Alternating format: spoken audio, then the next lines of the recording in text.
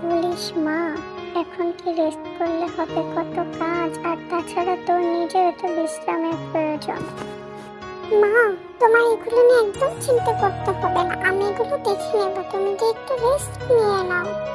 তারপর জিন তীর মাথায় হাত বোলাতে বোলাতে বলল, আমার লক্ষ্মী মা, তোর মতো মেয়ে যাতে সব শাশুড়িরা পায়।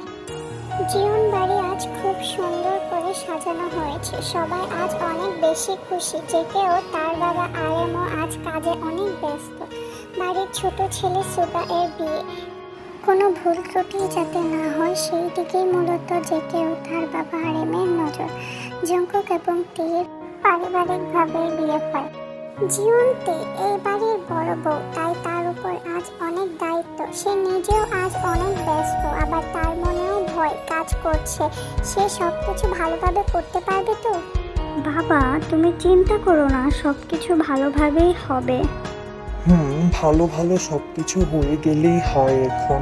তখনই জঙ্কুকের নজর তীর দিকে যায়। সে আস্তে আস্তে তীর কাছে গিয়ে তাকে পেছন থেকে জড়িয়ে ধরে বলে, বেগম সাহেবা, সবকিছু ঠিকঠাক আছে তো?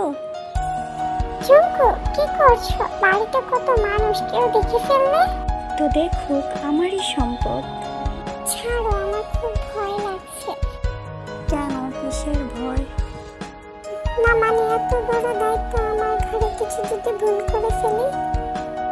পাগলি বউ, আমার কিছুই হবে না, সব ঠিকঠাক হবে। তাই যেন হয়। এখন সরো, আমার অনেক কাজ আছে। জঙ্কুক তীর কোমর আরো শক্ত করে ধরে তার কাছে এনে বলে, কাজের বাহানা দিয়ে লাভ নেই, আমি বোকা না। ভালো হয়েছে জঙ্কুক, ছাড়ো, কেউ দেখে ফেলবে। তখনই সেখানে সুগা আসে। সরি, ভুল জায়গায় চলে এসেছি। জঙ্কুক থেকে ছেড়ে দিতে লজ্জায় কিছুই বলছিল না। তুই সবসময় আমার রোমান্টিক মুড নষ্ট করে দিস। আমি কি করবো? তোরা তো যেখানে সেখানে রোম্যান্স করছে, আমার চোখে পড়লেই দোষ। তারপর সুগা সেখান থেকে চলে যায়। জঙ্কুক তীর দিকে তাকায়, আর তীর আগে পুষতে থাকে। জান, রাগ করো না।